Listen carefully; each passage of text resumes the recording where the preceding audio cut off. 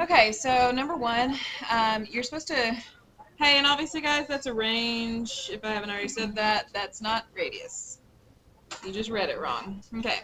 Use the information provided to write the standard form equation of each circle. If not given, state the center and radius and the domain and the range. Okay, so the center and the radius are given here, so it's going to be x, y squared, and then y, something quantity squared equals. So in general, the standard form of a circle is x minus h quantity squared plus y minus k quantity squared equals r squared, where the center is the coordinate point hk and the radius is r. Right? So in this case, it's always x minus and y minus, but then you've got a negative 3, so it becomes x plus 3, and a y minus 11, and the radius is 5, so 25. Okay? It does ask for domain and range. So when you think about domain is how far left and right your circle is going. So I'm going to think about this. If I go to the point negative 3, 11, and I'm trying to find my domain is how far left and right we go, yeah? So if I go travel the radius, which is 5 units to the left and 5 units to the right, then 5 from negative 3 is negative 8, and 5 to the right of negative 3 is positive 2. So my domain is negative 8 to 2. And my range, so I'm going 5 up and 5 down from my y value, which is 11. So 11 minus 5. 11 minus 5 would be 6, and then 11 plus 5 would be 16. And so there's my domain and range for number 1. Okay, number 2. The center is at negative 4, 5. So I'm going to go ahead and write x minus quantity squared plus y minus quantity squared equals. And the center is at negative 4, so I'm going to put plus 4. And then, okay, y'all a little loud. Just a little. And then y minus 5. And then I've got to figure out the radius. So what I'm going to do is I'm going to kind of plot this. Negative 4, 5 is my center. And then just some point on the circle is 5, 6. Yeah? So when I think about what is my radius, the radius is that right there, right? So what I'm going to do is I'm going to create a triangle. And I'm going to use the Pythagorean theorem to figure out the length of the radius. So I know that this right here is a length of 9. This right here is a length of 1. So a squared plus b squared equals c squared, which is radius squared. So that's 81 plus 1 equals radius squared, which is 82. Because remember, the formula says equals r squared. But as far as like what is the radius is the square root of 82. So when they ask me to determine domain and range, domain is how far left and right you go. Well, from my center, I'm going to go the radius to the left and the radius to the right. Well, the radius is the square root of 82, so it's going to be negative 4 minus the square root of 82 and negative 4 plus the square root of 82. Yeah? And then for my range, I'm going to take, range is how far up and down we go, right? So I'm going to take the y value, which is 5, and I'm going to go down square root of 82, and then I'm going to go up square root of 82. And that would be my domain and range. Okay? On number 3, I've given you the ends of the diameter. So I'm going to kind of think about, I'm going to plot those points as well. So if I go to the left 3 and up 16, I'm going to let that be 16. And I go to the left 1 and up 18. Obviously my scale's a little off right here, but that's okay. Then and this is the ends of my diameter. Then my circle is somewhere in between them, right? Or my center. So what I need to do is figure out my center. I could use midpoint formula, or I could just think it's halfway between these two. So halfway between negative 1 and negative 3 is negative 2, and halfway between 16 and 18 is 17. So my center is at 217. Yeah? As far as the radius goes, I'm going to look at this little piece right here. That's my radius. So I'm going to create a little triangle. And this length of the triangle is 1, this length of the triangle is 1, which means I can do Pythagorean theorem to find the length of the radius. 1 squared plus 1 squared equals my radius squared. So that's 2 equals radius squared, right? Which means radius equals the square root of 2. So, y minus, no, not y minus, x minus plus y minus equals, my center is 217, so x minus 2, y minus 17 equals my radius squared. My radius squared is 2. As far as domain goes, domain is how far left and right we go. So remember the radius is square root of 2, so we're actually going square root of 2 left and right, yeah? So starting at the center, -2, the x value. I'm going to go, oh, crap. -2 minus the square root of 2, and -2 plus the square root of 2. That's how far left and right we go. The range is, we're going up and down the radius, which is square root of 2. So we pick 17 minus the square root of 2, and 17 plus the square root of 2. And there's my domain and ranges. Have y'all been checking your domain and range with me? Okay. Number 4 has me, hey, and if you notice, like, if I'm making this video and you notice something, please let me know if I make a silly mistake. Okay. On this one, we're supposed to write the standard form, and right now it's in general form. So what you want to do is you want to put all the x's together, x squared minus 26x plus blank, plus y squared minus 2y plus blank. And then we're going to subtract the 169 over, and if I add something over here, I've got to add it to both sides. So plus blank, plus blank. Okay.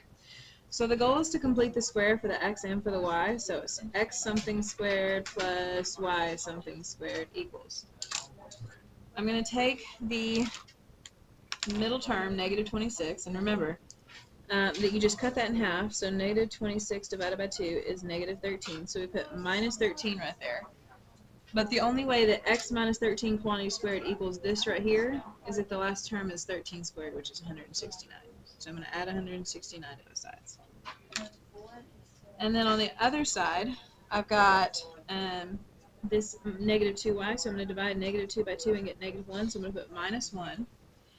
Y minus 1 quantity squared is y minus 1 times y minus 1. The last term would be -1 squared, which is 1. So I'm going to add 1 to both sides, which means these simplify down to just 1. Because those two simplify each other out. Okay, so my center is the coordinate point 13, 1. Remember, opposite on the inside. And then my radius is, well, this is radius squared. If 1 equals the radius squared, then that means radius equals the square root of 1, which is still just 1. So my radius is 1. Okay? As far as domain and range go, we're starting at a center of 13, 1. So the x value is 13, and we're going a distance of 1 on to the left and to the right. So 13 minus 1 is 12, 13 plus 1 is 14. Range, we're starting at a y value of 1, going down 1, so 0, and going up 1, so 2. Okay. So, on number 5. Again, this is general form, so I'm going to go ahead and start separating it out, x's and y's. So x squared plus 4x plus blank plus y squared plus 22y plus blank equals -94 plus blank plus blank. We're going to take the x, cut it in half. Half of 4 is 2. 2 squared is 4, so I'm going to add 4 to both sides. On this one, we're going to take half of 22.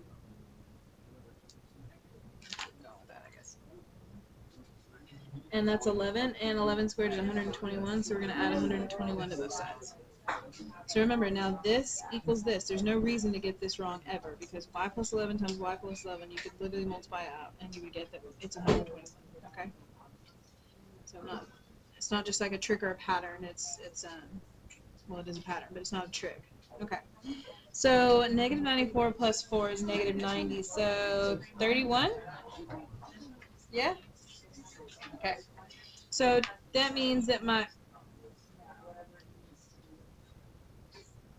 Okay, a lot of things just happen. Cool. Okay.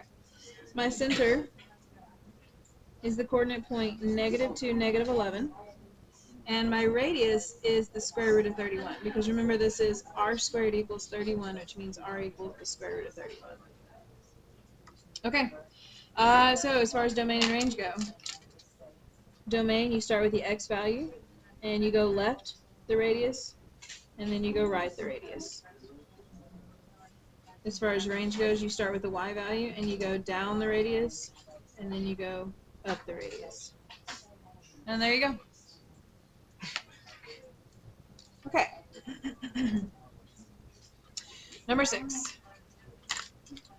Number 6 is, we're going to start with x squared minus 5x plus blank plus y squared minus 2y plus blank equals 85 plus blank.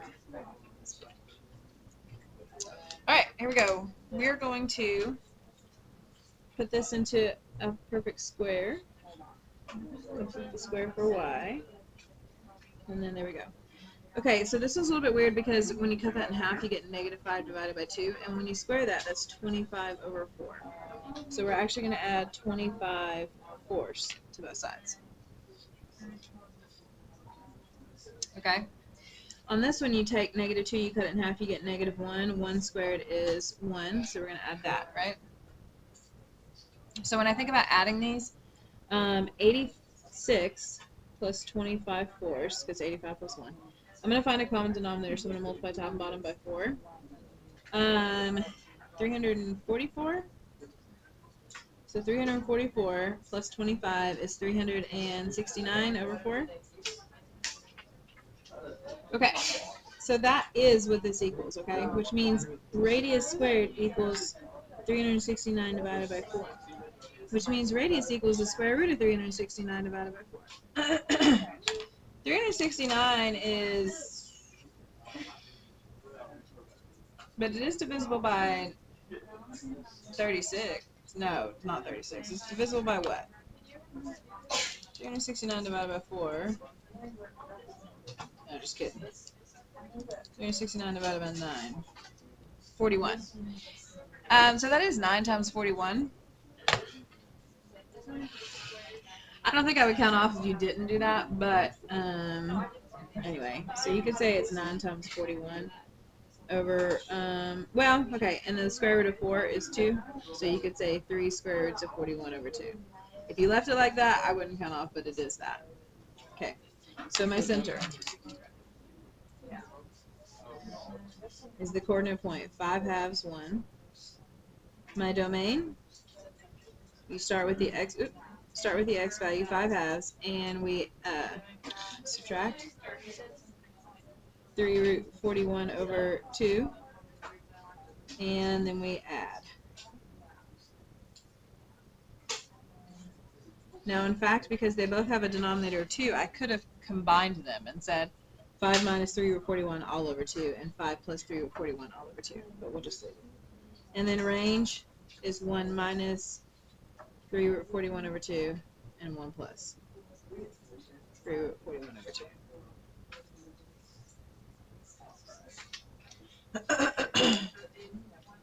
Okay. I guess I do want to say, make sure you remember that when you take the square root of a fraction, you can take the square root of the top and the square root of the bottom. So the square root of 369, we simplified, and the square root of 4 is 2. But that means it's no longer underneath the square root, so be careful about that. All right, general conic form is actually just expanding and putting it in the correct order. So if we were to expand x plus 8 times x plus 8 plus y plus 7 times y plus 7 equals 49. First, I'm going to multiply this out, so I've got x squared plus 8x is plus 16x, and then plus 64. Then you got y squared plus 7y plus 7y is plus 14y, and then plus 49. And then we are going to subtract the 49 over and set it equal to 0. And then we're going to put it in order. So your answer is x squared plus y squared plus 16x plus 14y. And then these two just cancel each other out, so plus 64 equals 0. And there's your answer. So that's just expanding.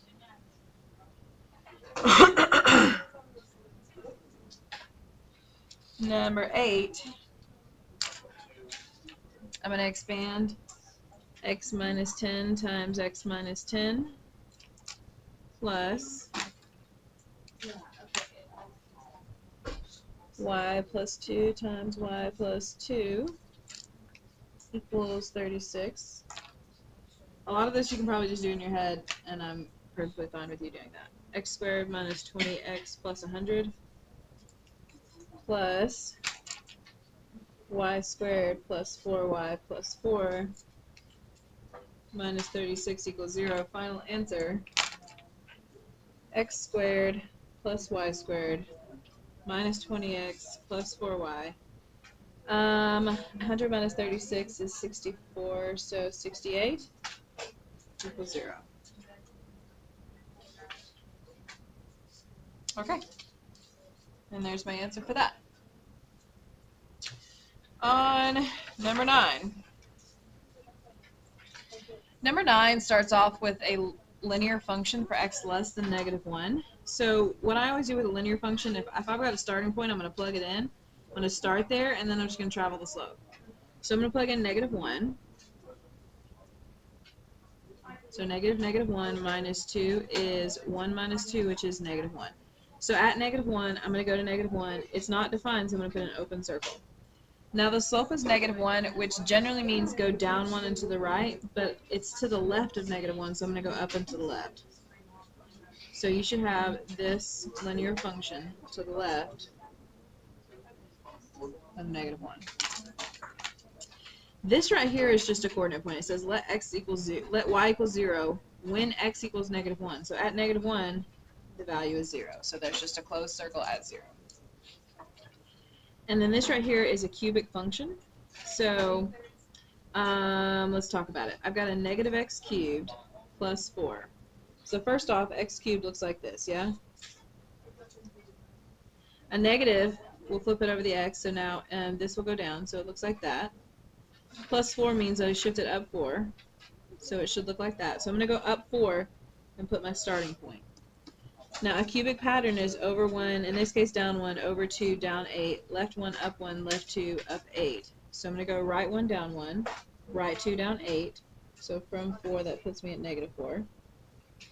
And I've got one more piece to go, so I'm going to go left 1, up 1, and it's still undefined because that one's the only defined point. So it should look like this. Only you should go through the point.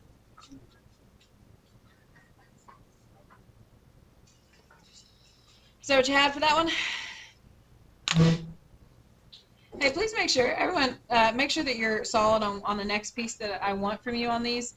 I want you to tell me when this function is continuous, and you do that by determining where it's discontinuous. So where's the discontinuity? At -1, right? So I would say this is continuous for all real numbers, comma, x not equal to -1, and then at x equals -1. A lot of people are putting a not equal to right there, but I'm actually defining what it is. What is that discontinuity? What type? Non-removable jump. What's the other type that you can see on this in these graphs, guys? A removable. Is there any such thing as a removable jump? No. It's just a removable or a non-removable jump, okay? And you can't just say non-removable because there's non-removable infinite as well, so you got to be specific that it's a jump, okay? So this is what I'm expecting whenever you write that. All right. Number 10. So to the left of -3, we've got this quadratic. So I'm going to go left 5 and down 2. Left 5, down 2. And there's my starting point of my quadratic. It's a normal quadratic. There's no vertical stretch or compression. So the pattern for a quadratic, sorry, you can't even see what I'm talking about. Left 5, down 2. Over 1, up 1, over 2, up 4. Because 1 squared is 1, and 2 squared is 4. And it's symmetrical, so there we go. So I'm going to go, and remember I'm graphing until 3, so I'm going to go over 1 and up 1, over 2 and up 4. 1, 2, 3, 4. But it's an open circle. 1, 2, 3. So I'm going to put an open circle right there. There we go.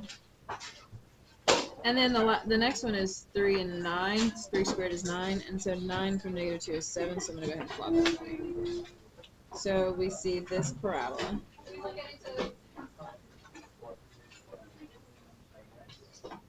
Okay.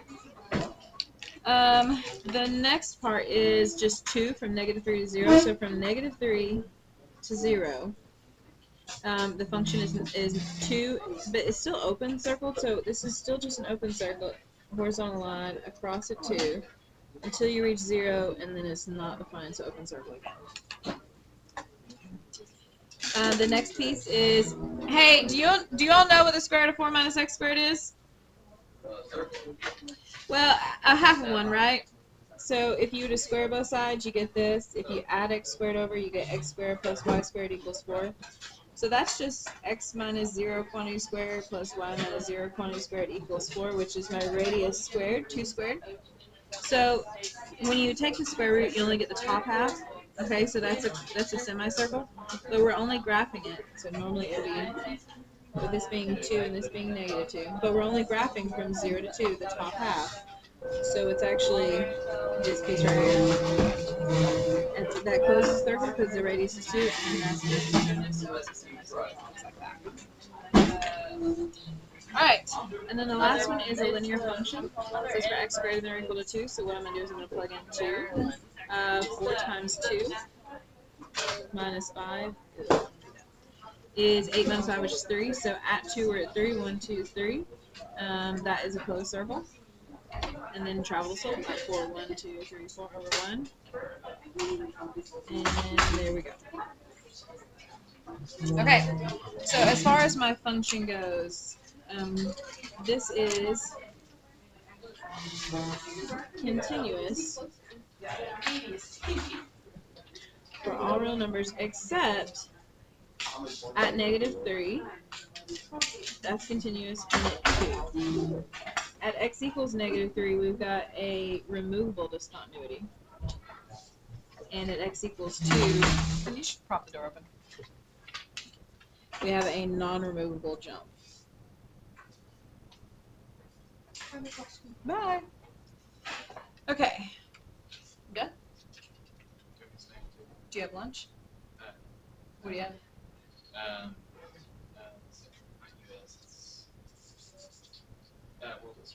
Can you come back during lunch? Just so that. Yeah. Okay, so number 11. Number 11's got quite a bit going on. So first, I've got a quadratic with a flip and a vertical compression. So let's talk about that first. Okay. I'm gonna make sure, okay, split it up. So negative 7. Just make sure. So from negative 7 over, I'm supposed to be this. Oh, this is supposed to be. That's a whoops. Those should be flipped. I apologize. That's confusing. Okay, so between negative 7 until negative 2, we are 3 halves x plus 5. Over here we are the negative 1 half x plus 9 quantity squared plus 3. From negative 2 until 3, we are the greatest integer function plus 4. From 3 to 7, we are this negative 2 square roots of x minus 3 plus 6. And then after 7, we are 1 half the absolute value of x minus 11. Okay, so let's talk about those. Okay, so the first one is this quadratic. There we go. All right, so this quadratic is to the left 9, down 3. or to left 9 up 3. Yeah. So I'm going to go left 9, and I'm going to go up 3, and put a point. And then this is a negative, so normally my quadratics look like this. This is going to flip over, so it's going to look like that. And then it has a vertical compression, so instead of going over, well, let's talk pattern for a second. 1, 1, 2, 4, yeah, because it's a quadratic. And then 3, 9 on both sides. Actually, let me write that where you can actually see it. Okay, so for a quadratic that's being flipped, normally a quadratic looks like this. Now it's going to look like that. The pattern is over 1, down 1, over 2, down 4, over 3, down 9. Same on the other side. Left 1, down 1, left 2, down 4, left 3, down 9. But we have a vertical compression by a factor of 1/2. So that's only a 0.5, that's only a 2, and that's only a 4.5. Same with this. 0.5, 2, and 4.5. The next one is even 4 and 8. I'm going to know. No, you won't be able to see it. Okay. So from here, we're going to go to the right 1 and down 1/2. And we're going to go to the right 2 and down 2. This is my boundary, though, and so I'm going to go back and check up here. And it says x less than -7 is not including -7. So that's an open circle. So the right 2 and down 2. 1, 2, open circle. To the left 1 and down 1/2. And to the left 2, down 2. Close circle. And so there is the first piece of your piecewise function. So the next piece is, like I said, it's mixed up, but the next piece is this linear function, right? So if I've got a linear function on an interval from -7 until -2, then I'm just going to plug in the -7, plug in the -2, and plot the endpoints and connect them. So 3/2 times -7 plus 5 is -21/2 plus 5. So that's -10.5 plus 5, which is -5.5. So I'm going to go to -7 and go down -5.5. And it's still not defined at 7, so it's an open circle. So I'm going to go left to -7 and down 5.5. Okay. Now I'm going to plug in the other endpoint, 2, -2. So 3/2 times -2 plus 5 is the 3/2 and the -2 will simplify each other out, leave me with -1. So that's -3 plus 5, which is 2. So at -2, we're at 2, and that one is defined because they equal 2. So at -2, we're at 2 with a closed circle. And then if you just connect those, then you've got your line. So instead of trying to, plot a ton of points, you can just plot the endpoints because it's just a line and connect them.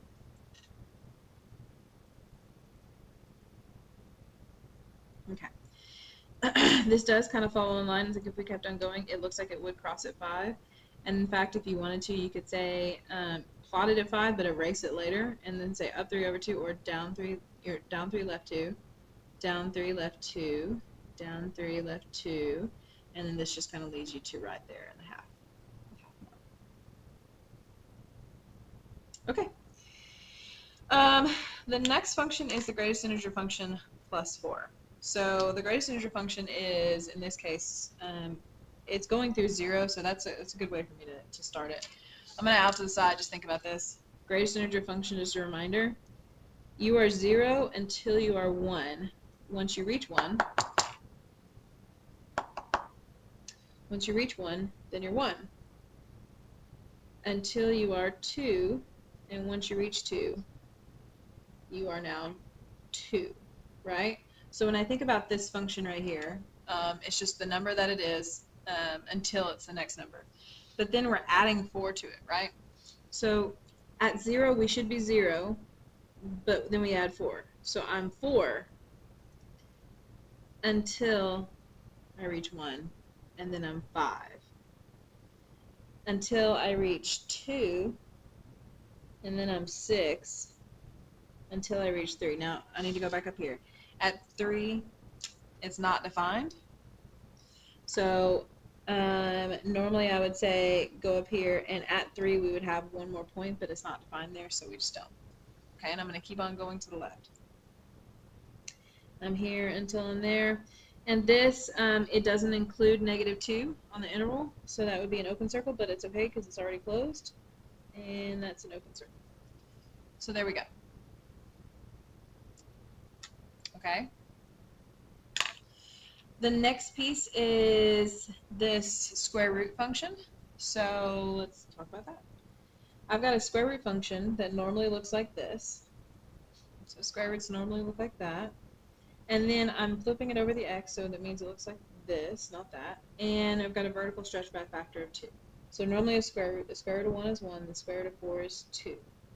But I'm going to vertically stretch by a factor of 2, which means 2 and 4. So I'm going to move to the right 3 and up 6, go to the right 3 and up 6. That puts me right here. That is defined, not defined at 3, so still an open circle. Okay. So right 3 up 6, less, or for x is greater than 3, not including 3. So then I'm going to go to the right one down 2, to the right one down 2, and then I'm going to go to the right 4 down 4. So 1, 2, 3, 4, 1, 2, 3, 4. And if you want to make sure, you can plug in 7. So if we plugged in 7 right here, this is this endpoint, right? -2 times the square root of 7 minus 3 plus 6. That's -2 times the square root of 4, which is 2. So that's -4 plus 6, that's 2. So at 7, I should be at 2. At 7, I'm at 2. And that fits. And that was defined at at 7. So equal to, that's why we have a closed circle. All right, last piece. We've got this absolute value function. So absolute value functions, just as a reminder, they're just a slope of 1 on this side and a slope of -1 on this side, right? But the slope is actually the number in front of the absolute value. So like there's a 1 right there. So ours is a 1/2 in front of it. So I'm going to go to the right 11. And there's my vertex, right? There's my vertex right here. And then I'm going to travel my slope. Up 1 over 2, up 1 over 2, up 1 to the left 2. And it says greater than 7 doesn't exist, but that's okay because it does already there. So that just is the same point. And we keep it going, and there you go. That is that piecewise function. So now let's determine the domain. So domain is, not domain, where you're continuous, which actually is the domain. Okay. So this function is continuous for all real numbers except quite a few. -7, right? -2, that's defined. And at -1, 0, 1, 2, 3. Okay, so all of those integers, -1, 0, 1, 2, 3, all of those have a discontinuity, be they a jump or a hole in the graph. So I'm just going to list them off. -1, 0, +1, 2, and 3. So this function is not continuous at 1, 2, 3, 4, 5, 6 different x values. So we got to label the different types. Let's talk about non-removable. Non-removable jump discontinuities are occurring anytime you jump from piece to piece. So that's at -7, at -1, at 0, at 1, and at 2. But at 3, these don't jump from piece to piece because they still meet right there. It's just not there, so we call that a removable discontinuity at x equals 3. And there we go. And I'll just do another video for the last 2 problems. Or actually, we got a few more. Just kidding.